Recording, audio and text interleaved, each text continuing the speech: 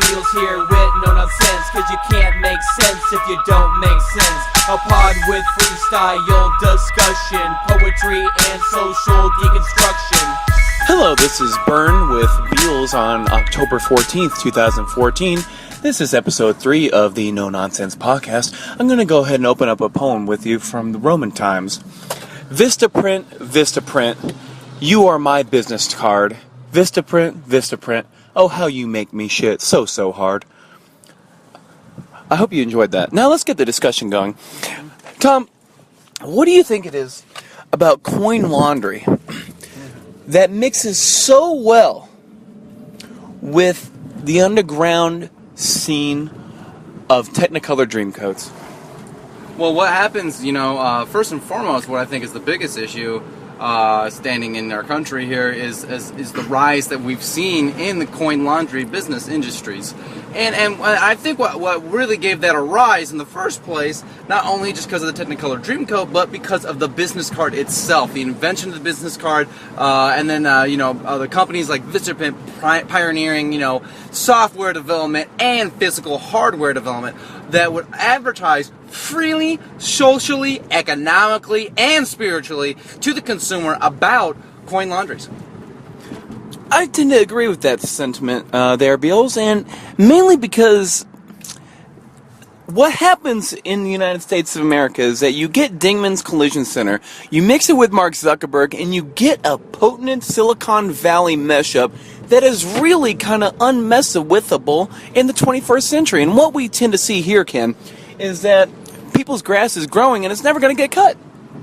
Yeah, I do see that because of the lack of car accidents happening in the country, that we are seeing a growth in grass itself and the sale of lawnmowers.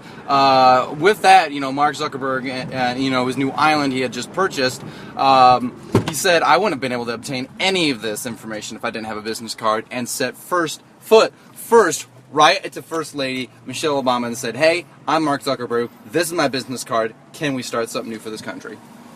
So I guess it could be argued that Facebook started with a business card and not with Mark Zuckerberg's ideas.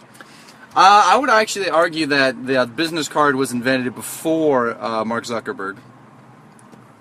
That is a pretty contentious argument. I don't know if I really want to get down in there and get me all.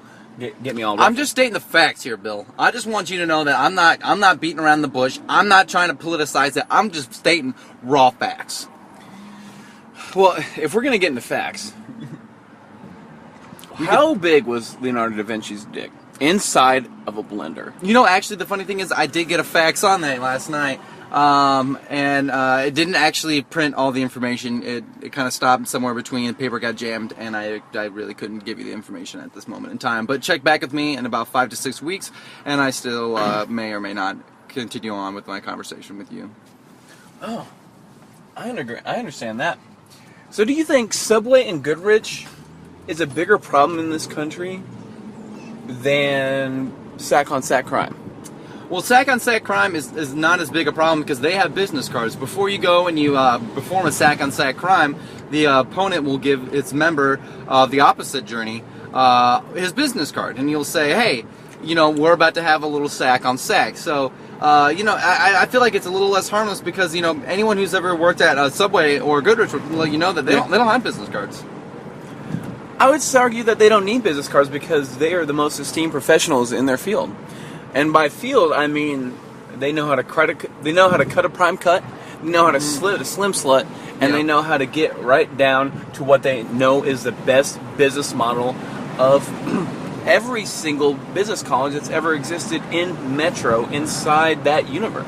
Yeah, inside that university, you're correct. Yes, they have outwitted all the professors in the entire world that work at that specific location on 24th and Vinton. Yeah, well, let's segue. That's a good segue into fall leaves falling down. Yeah. Now, and don't ask me why that's a good segue because it didn't have anything to do with that topic, but it just is. It feels right. And so, what do you think it is about when leaves are falling in the fall that make you think about springtime summer butts? Well, the fall time, what they always say, once there's fall, there's going to be a spring sometime soon. So You know, when you see fall leaves falling down, Yeah. you just know that they're going to see some spring butts. It's a fact that's coming. Winter butts, you know, people don't want to see that. Frankly, children shouldn't be seeing that, and I think that's why we clothe ourselves in the winter. I think it's the one reason we clothe ourselves in the winter. And then when spring comes around, everyone's wearing bikinis, and then we're back to fall suits by summer. Oh, fall back, spring forward, summer solstice, if you know what I'm saying. Yep. God damn, you are one Bill. clever man, Beals. If I didn't know any better, I'd say your shirt's wrapped around your skin a little bit too tight there, Beals. Yeah, sometimes that's what my mom told me when I was born. Sometimes that's what she told me when They I was call me born. Birthday Suit, Banana Republic, Popsicle Pop. So, getting back down to some of the social issues and norms of the 15th century, what would you say the most rich person that ever existed was in terms of happiness? Who was the happiest person that ever lived? Well, if we're going to talk about the whole history of humanity, which of course goes beyond the written portion of humanity, that it goes back through oral tale. I would still say all the way back to then, it would be Mark Zuckerberg, because he once again he had the business card that got him where he is today. Some intellectuals argue that Proctor Gamble started humanity. I believe that some intellectuals are uninformed, and it's actually Mel Bay that started. Oh, okay. Mel Bay, the board games. Because, see, a lot of these intellectuals sit on their ivory towers and just judging the masses because, they're fucking stupid. But at the end of the day, it's like Procter & Gamble did not start humanity, and it's fucking irritating the shit out of me. Mark Zuckerberg, Vistaprint, business cards started humanity, and that's how this discussion has come full circle, Ken. Yeah, and gamblers and proctors for exams alike would understand that it was Mark Zuckerberg in the beginning and the foremost. He started without consent.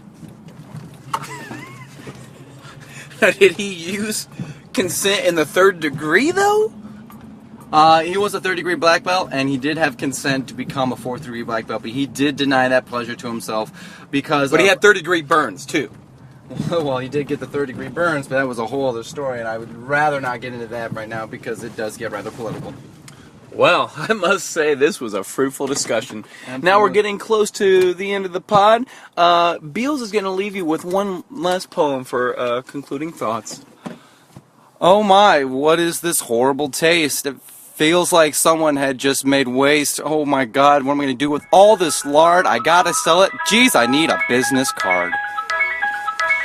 Signing out, Beals and Byrne. Thanks for listening to our podcast. Hope you got some insight and a few laughs. That's all for now, folks. Yes, goodbye. Till next time, as long as we don't die.